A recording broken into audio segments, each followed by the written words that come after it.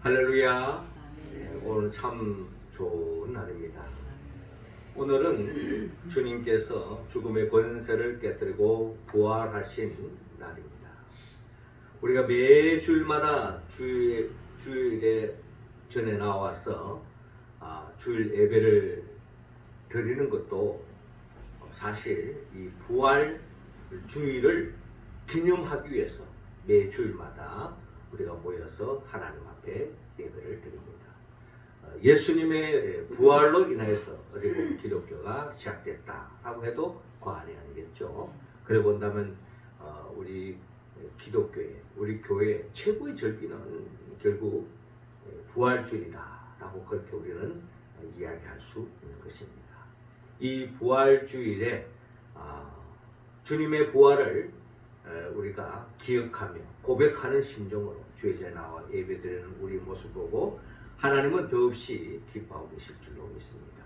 하나님께는 영광이요 우리 모두에게는 하나님의 은혜와 은총을 충만히 받아서 우리 일상 속에서 부활의 신앙으로 어떠한 위기, 어떠한 역경, 어떠한 어려움도 극복하며 승리하며 나아가는 우리 모두가 되기를 주의 이름으로 축원합니다.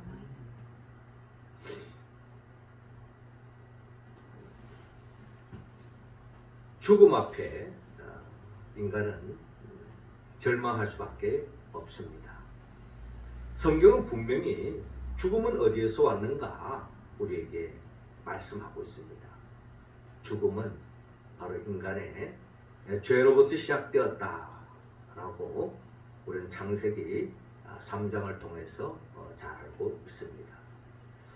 하나님은 원래 인간들에게 이 죽음의 역사를 가지 않기를 원했습니다. 그러나 인간이 범죄함으로 말미암아 죽음의 역사가 우리의 삶 한복판에 자리 잡게 되었던 것입니다. 그런데 사실 이 죽음이라고 하는 것은 너무나도 어떨 때는 분명한 사실이지만 나에게 있어서 이 죽음은 너무나도 막연하게 들릴 때가 있고 사실 나에게 있어서 이 죽음의 이야기는 살아있는 동안에는 우리가 들을 수가 없습니다. 그렇잖아요. 다 남들이 죽었다라는 이런 이야기일 뿐 내가 죽었다는 이야기는 내 살아생전에 들을 수가 없는 것이 죽음의 이야기라는 것입니다. 그럼 막연히 우리가 무슨 불이 났다. 그래서 사람이 죽었다. 전쟁이 나서 많은 사람이 죽는다. 또 지진이 나서 많은 사람이 죽었다. 또 교통사고로 죽었다. 뭐 이런 이야기 들을 때에 어떤 익명의 어떤 사람이 죽었다는 이야기 들을 때 우리 마음의 한쪽에 무거운 마음을 우리가 배제할 수가 없습니다. 하지만 그러면서 또 한쪽 귀로 듣고 또 한쪽 귀로 흘러가는 것이 또 우리의 삶의 여정입니다.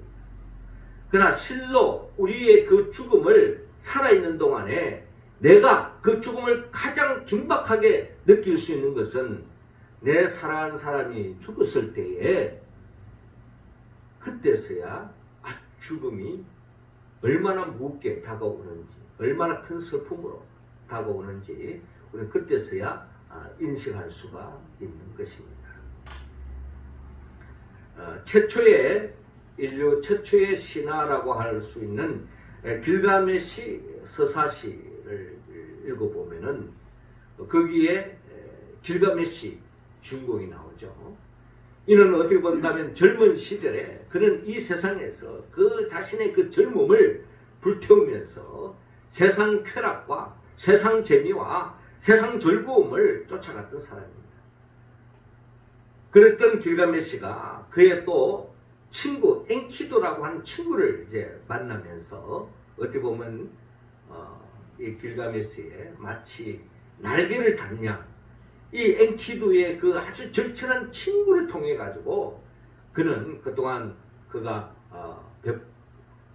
펼치지 못했던 그의 야망, 영웅심리 이런 것으로 인해 가지고 세상의 명예와 권력, 영웅적인 삶을 살기 위해서 엔키두와 함께 여행을 떠나는 그런 이야기가 나오고 있습니다. 그런데 그렇게도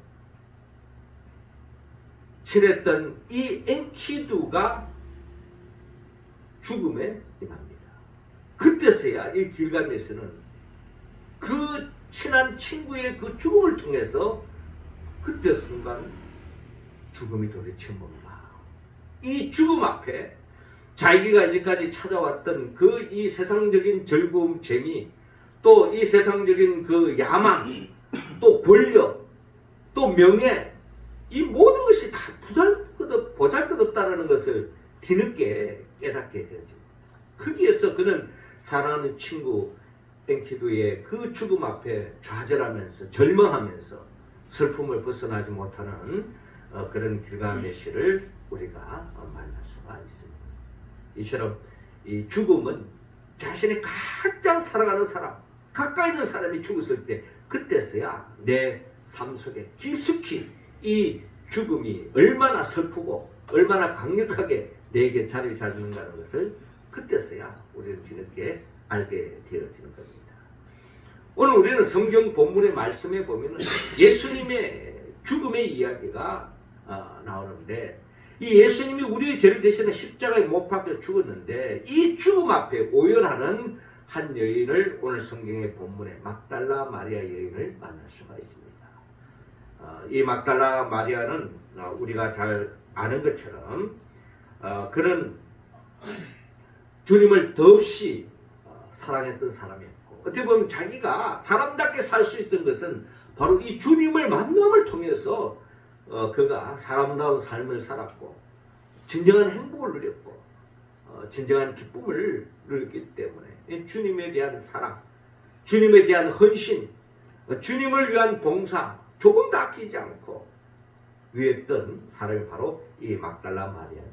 그런데 이 막달라 마리아가 그렇게도 사랑하고 존경하고 따랐던 그 예수님의 죽음 앞에 더없이 오열하고 절망하는 그런 여인의 모습을 볼 수 있는데, 이 여인이 부활의 주님을 만나고 난 뒤에부터는 그의 삶이 완전히 바뀌었어.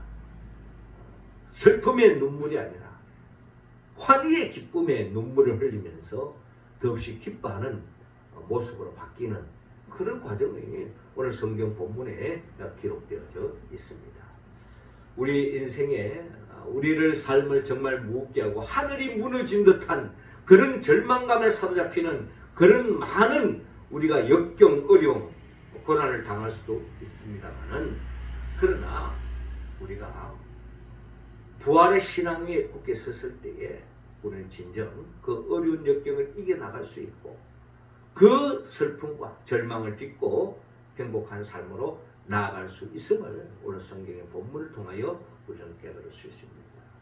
그 하나님의 그 음성을 오늘 본문을 통하여 우리가 직접 들으면서 또 우리 마음속에 다시 한 번 더 부활의 신앙으로 새겨지는 이 시간이 되기를 원합니다.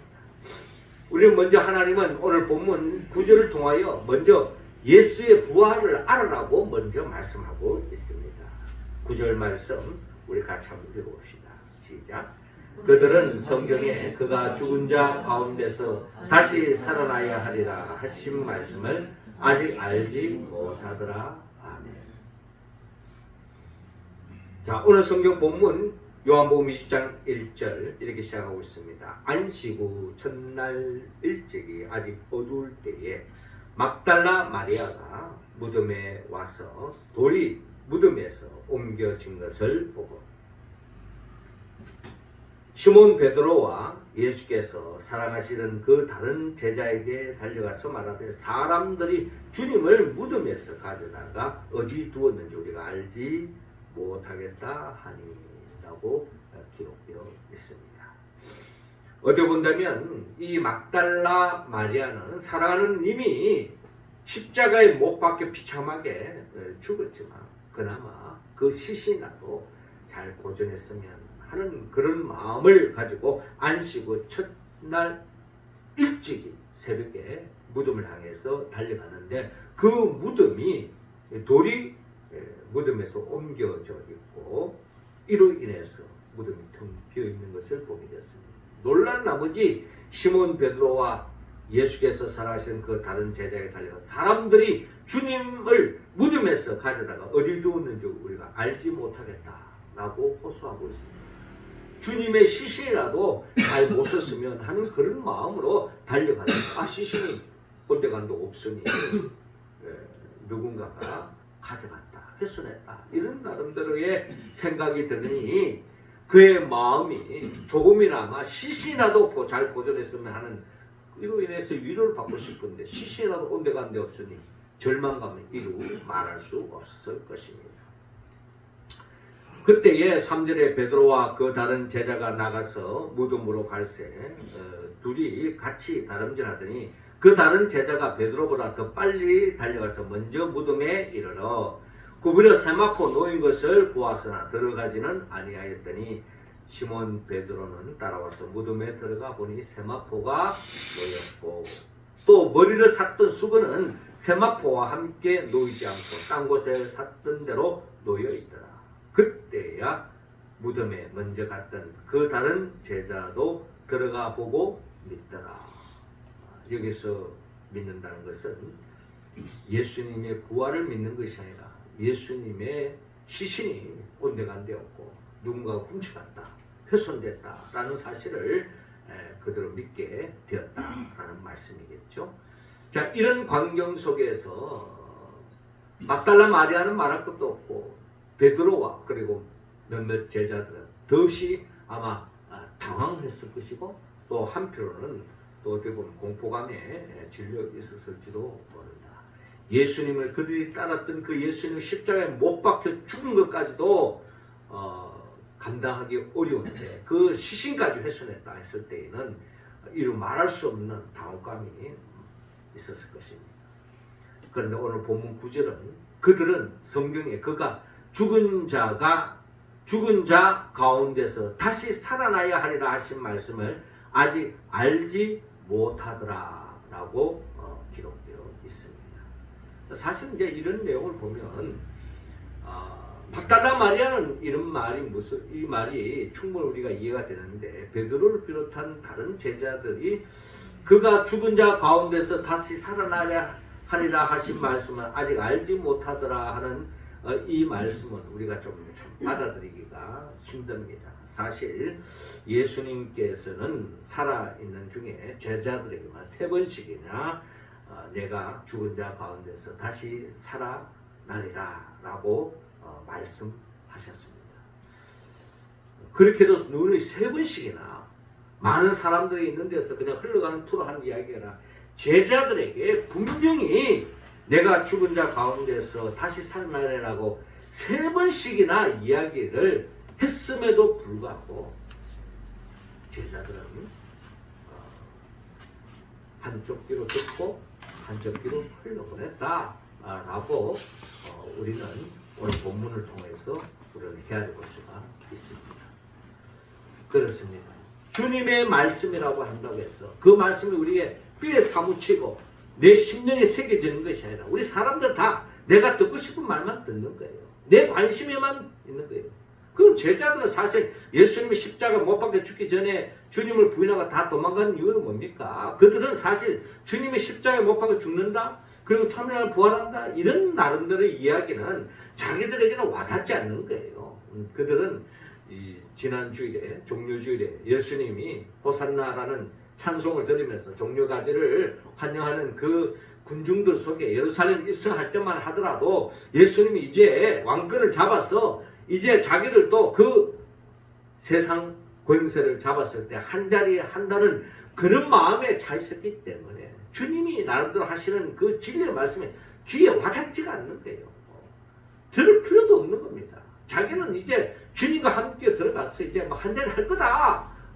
권력의 노란자를 누가 차지할 것이냐 여기에만 관심이 있는 것이지 이들은 주님이 뭐 죽는다? 부활한다? 이들은 자기 머리에는 도저히 그런 흐름을 그려지지가 않는 것입니다. 그러니 그가 죽은 자 가운데서 다시 살아나려 하리라 하신 말씀이 아직 알지 못하더라. 사실은 주님은 누누이 이야기했음에도 불구하고 아직까지도 이들은 그 말씀이 그들의 마음의 신비에 새겨져 있지 않았던 것입니다. 이제 우리가 마태, 마가, 누가, 요한복음을 보면 훗날에 제자들이 이런 말씀을 보면서 그때 세 번씩이나 이야기하셨구나. 아마 뒤늦게 알 거예요. 근데 그들의 관심에는 아무리 말씀을 들려줘도 자기하고 관계없으니까 그 말씀이 자기에게 자리 잡지 않는 거죠. 그 자리 잡지 않으니까 그 말씀대로 믿기지도 않고 알지도 못하는 그런 상황을 오늘 본문은 그들에게 이야기하고 있습니다. 막달라 마리아는 제자들에게 말씀하셨으니까 막달라 마리아는 당연히 부활을 알지 못하는 건 당연한 거죠. 이에 두 제자가 자기들의 집으로 돌아갑니다. 이 말씀 속에서 부활의 신앙을 가졌더라면 아마 이들의 행동은 또 다른 모습으로 보여질 것입니다. 그러니까 그냥 낙심하고 더 자포자기하는 그런 심정으로 놓여진 것을 우리는 볼 수 있고, 결국 막달라 마리아는 더없이 오열하고 절망에 사로잡혀 있는 것을 볼 수가 있습니다. 그러니까 부활의 주님을 알지 못한다면 결국 우리는 죽음 앞에서 절망할 수밖에 없는 것입니다. 그런데 우리가 성경에 보면은 구약 성경에서부터 이어져 내려오는 죽은 자가 다시 살아나는 이야기는 그저 예수님 때에 하늘에 뚝 떨어지듯이 그런 이야기가 전개된 것이 아닙니다. 우리 구약을 보더라도 열왕기상 17장에 보더라도 우리가 잘 아는 엘리야 선지자가 사브락 가부 아들의 그 죽은 아들을 안고 기도했을 때 살아나는 놀라운 역사를 하나님 우리에게 보여주지 않습니까? 그리고 열왕기하 4장에도 엘리사가 수맥 여인의 아이가 죽었을 때 문을 닫고 하나님 앞에 기도하는 가운데 아이가 7번 재채기 하면서 다시 살아나는 역사가 있었습니다. 예수님도 사역하는 가운데 마가복음 5장에 보면 야이로의 딸이 다 죽었다고 이야기할 때 주님은 잔다고 이야기하시며 달리다움라고 선포할 때 죽은 자가 다시 살아나지 않습니까? 또 나인성 가부 아들이 죽어서 관에 있을 때 예수님 관에 손을 대시고 일어나라 하니까 살아나서 말도 하는 그런 과정이 누가복음 7장에도 그대로 기록되어 있습니다. 구약 성경에서부터 오랫동안 이런 죽은 자가 다시 살아나는 이야기가 있었다는 것입니다. 그리고 예수님께서는 요한복음 11장에 나사로가 죽은 자 가운데서 다시 살아나는 역사도 주님께서 제자들에게 또 마르다 마리아에게 보여주지 않습니까? 이것은 장차 죽은 지 날이나 지나서 썩은 냄새가 나는 자도 살아났다는 것을 우리에게 일깨워주고 있는 것입니다. 이것은 장차 예수님이 죽은 자 가운데 살아날 수 있다는 것을 이미 예표하고 계신 것을 우리는 헤아릴 수가 있습니다. 그러나 우리가 죽은 자가 다시 살아날 수 있다라고 하는 이것이 우리가 알지 못할 때에는 죽은 자가 다시 살았다라고 하는 이야기를 직접 목격한다 할지라도 믿을 수가 없고 또 그걸 받아들일 수 없는 것이 우리 인간의 한계라고 이야기하지 않을 수가 없는 것입니다.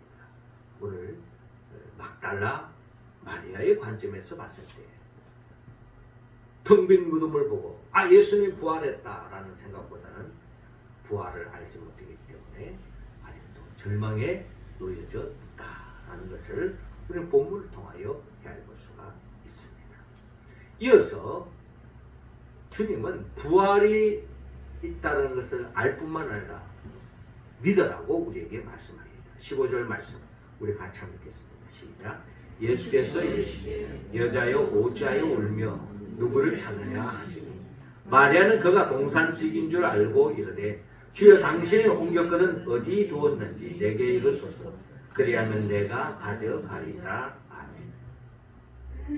자, 이어지는 11절에 마리아는 무덤 밖에 서서 울고 있더니 울면서 구부려 무덤 안을 들여다보니, 다른 제자들은 빨리 체념하고 그냥 갔습니다. 더 절망에 사로잡혔어. 자포자기하고 체념에 사로잡혔지만 이 마리아는 그래도 끝까지 예수님의 시신이 어떻게 됐는지 나름대로 끝까지 주님을 시신을 안전하게 모시고 싶은 그런 마음으로 이 무덤 떠나지 않고 서성거리고 있는 마리아의 모습을 우리가 볼 수가 있습니다. 그만큼 이 마리아는 순수하게 주님을 사랑했던 것입니다. 서서 울고 있더니 울면서 구부려 무덤 안을 들여다보니 흰옷 입은 두 천사가 예수의 시체 누웠던 곳에 하나는 머리편에 하나는 발편에 앉았다. 제자는 가고 없는데 막달라 마리아가 들어가 보니 마침 거기에서 스승이 천사를 대면하게 되었습니다. 그때 천사들이 이르되 여자여 어찌하여 우느냐? 이르되 사람들은 내 주님을 옮겨다가 어디 두었는지 내가 알지 못함이니이다. 라고 그렇게 이야기합니다. 자, 14절에 이 말을 하고 뒤로 돌이켜 예수께서 서 계신 것을 보았으나 예수이신 줄은 알지 못하더라. 라고 말합니다. 부활을 알지도 못하고 믿지 못하니 죽은 자가 살아나는 그 사랑하는 주님이 눈앞에 보임에도 불구하고 믿지 못하고 있는 마리아의 모습을 우리는 좀 상상하기가 힘듭니다만은 오늘 성경에 보면은 이처럼 부활을 알지 못하고 믿지 못하면 이럴 수밖에 없는 것이 인간이다 라고 하는 것 또한 측면을 보여주고 있습니다. 그렇죠? 죽는 사람이 살아나다니 뭐 이런 식으로 우리가 이야기할 수도 있잖아요. 믿기지 않는 겁니다.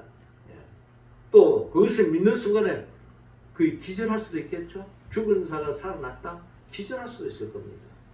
그런 나름대로의 어떻게 보면 마리아는 자기가 부활을 알지 못하고 믿지 못했기 때문에 부활의 주님을 직접 대면함에도 불구하고 주님을 알아보지 못하고 있는 마리아의 모습은 그의 마음속에는 이미 예수님은 죽었다라는 것을 그는 마음속에 각인했고 또 그 사실을 현실적으로 그대로 받아들이고 있는 마리아의 모습을 우리는 볼 수가 있는 것입니다. 부활하신 예수님께서 말씀합니다. 15절에 예수께서 이르시되 여자여 어찌하여 울며 누구를 찾느냐 하시니 마리아는 그가 동산직인 줄 알고 이르되 주여 당신이 옮겨다가 어디 두었는지 내게 이르소서 그리하면 내가 가져가리라. 본이 예수님을 그렇게 사모하고 사랑하고 존경하고 따랐다면 예수님 음성을 듣는다든지 또 어디 보면 뭐 최치가 났을지는 모르겠지만 순간적으로 우리가 알아볼 수 있잖아요. 근데 이렇게 알아보지 못했던 이유는 동산직인도 알았다는 것은 그만큼 제가 보기에는 얼마나 이 막달라 마리아가 눈물을 많이 흘려서 앞이 보이지 않는 거예요. 저도 어제 사실 감기가 심하게 걸려가지고 오후에 되니까 눈에 그냥 이렇게 눈물이 확 고이는데 눈물이 확 고이니까 앞이 안 보이더라고요. 예, 눈에 막 그냥 이 눈물이 꽉 이렇게 잠기는 거죠.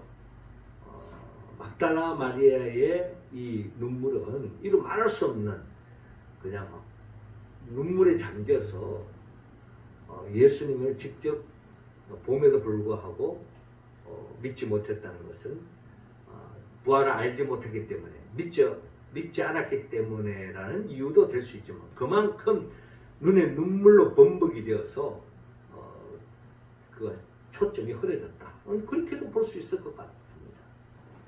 어찌됐든 예수님을 알지 못하는 거예요. 주여 당신이 옮겼거든 어디 두었는지 내게 이르소서 그리하면 내가 가져갑니다. 마리아의 마음은 오직 하나 사랑하는 주님 시신이라도 잘 구원하고 싶다. 보존하고 싶다 하는 그런 마음만 뿐인 것을 우리는 본문을 통하여 알 수가 있습니다. 여자여 어찌하여 울며 누구를 찾느냐. 주님의 말씀을 들음에도 불구하고 부활의 주님을 믿지 않는 마리아의 모습. 그렇습니다. 우리가 잘 아는 하루살이는 내일을 이해할 수가 없는 거죠. 메뚜기는 내년을 아무리 설명해도 이해할 수가 없는 거죠. 메뚜기도 우리가 한 척이다 이런 말이 있지 않습니까?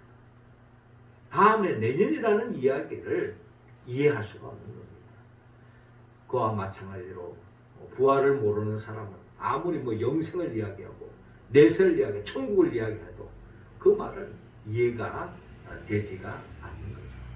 그러나 하루살이가 내일을 이해하지 못한다고 내일이 없는 것이 아닙니다. 메뚜기가 내년을 이해하지 못한다고 내년이 없는 것이 아닙니다. 우리는 영생을 이해하지 못한다 할지라도 영생은 분명히 존재하는 것입니다. 죽음 이후의 세계가 있다는 것을 성경은 우리에게 분명히 말하는 겁니다. 내가 믿지 않는다고 해서 없는 것이 아니다라는 것을 우리는 성경을 통해서 이야기할 수가 있는 것입니다. 이처럼 죽음 이후에 부활의 세계가 있다는 것을 주님은 우리에게 말씀합니다. 요한복음 11장 25절에 나는 부활의 소명이 나를 믿는 자는 죽어도 살겠고 무릇 살아서 나를 믿는 자는 영원히 죽지 아니하리니 이것을 내가 믿느냐라고 주님이 말씀한 바가 있습니다. 주님은 부활은 우리가 믿든 믿지 않든 분명히 존재할 것이고 또 우리가 그 부활을 믿을 때에 어떠한 절망도 어려움, 역경도 이겨나갈 수 있다. 마지막 세 번째로 이 막달라 마리아가 이 절망에서 온전히 벗어날 수 있게 된 것은 부활의 주님을 만났을 뿐만 아니라 이 부활의 소식을 전하면서 그의 삶은 완전히 바뀌는 것을 볼 수가 있습니다. 18절 말씀 우리 같이 함께 봅시다. 시작. 막달라 마리아가 가서 제자들에게 내가 주를 보았다 하고 또 주께서 자기에게 이렇게 말씀하셨다 이러니라. 아멘. 자, 이어지는 16절 보게 예수께서 마리아야 하시거나 마리아가 돌이켜 히브리 말로 라보니 하니 이런 선생님이라는 말이라. 이제서야 마리아가 부활하신 주님을 알아보는 그 현장이 오늘 본문에 기록되어 있습니다. 그러면서 주님이 분명히 말씀합니다. 나를 붙들지 마라. 내가 아직 아버지께로 올라가지 아니하였노라. 너는 내 형제들에게 가서 이르되 내가 내 아버지 곧 너희 아버지 내 하나님 곧 너희 하나님께로 올라간다 하라 하시니 막달라 마리아 가서 제자들에게 내가 주를 보았다 하고 또 주께서 자기에게 이렇게 말씀하셨다 이러니라 라고 말씀하고 있는 것처럼 막달라 마리아는 분명히 부활하신 주님을 만남을 통해서 부활의 사실을 알게 되었고 부활의 신앙으로 믿음으로 굳게 서게 되었습니다. 이 부활의 이야기를 제자들에게 사람들에게 전하면서 그의 마음속에 자리 잡았던 모든 슬픔과 절망을 걷어내고 꿈이 넘치는 삶의 길로 나아가는 막달라 마리아의 모습을 우리는 오늘 본문을 통하여 살펴볼 수가 있습니다. 절망의 눈물이 아니라 희열의 감격의 눈물을 흘리면서 이제 막달라 마리아는 부활의 소식을 전하면서 더없이 보람된 가치 있는 덤는 행복의 벅찬 삶을 살아가는 막달라 마리아를 볼 수가 있습니다. 내가 주를 보았다. 우리는 오늘 이 시간에 본문을 통하여 우리가 믿음으로 부활의 주님을 알고 또 믿고 또 증거하는 우리의 삶이 되어서 더없이 우리의 삶 속에 어떠한 어려운 역경도 이겨내고 하늘이 무너져도 솟아날 구멍이 있다는 이야기처럼 우리의 삶에 어떠한 어려움이 우리에게 닥친다 할지라도 주님 바라보고 주님은 부활의 주님을 생각하면서 승리하며 나아가는 우리의 모습 되기를 원합니다. 며칠 전에 제가 일본에 있었던 이야기를 하나 들었는데 어떤 젊은이가 학교 다닐 때부터 전부 다 수석이었어요. 초등학교, 중학교, 고등학교, 대학교, 인류 대학에 수석으로 다 나왔어요. 와, 굉장한 인재죠. 근데 이제 이 친구가 어느 일본의 회사에다가 이제 이력서를 냈습니다. 교수들이나 친구들 다, 제 친구는 아마 앞으로 교수 될 인재다. 뭐 이제 이렇게 생각한다. 이 친구는 의외로 대학원 가지 않고 더 이상 공부하지 않고 나는 취업의 길로 가겠다 하면서 아주 대기업에다가 이력서를 냈어요. 그런데 발표 날 보니까 떨어졌어요. 이 친구가 얼마나 절망감에 사로잡혔는지 그 다음날 가족들이 그의 시신을 보게 됩니다. 자살하고 나왔어요.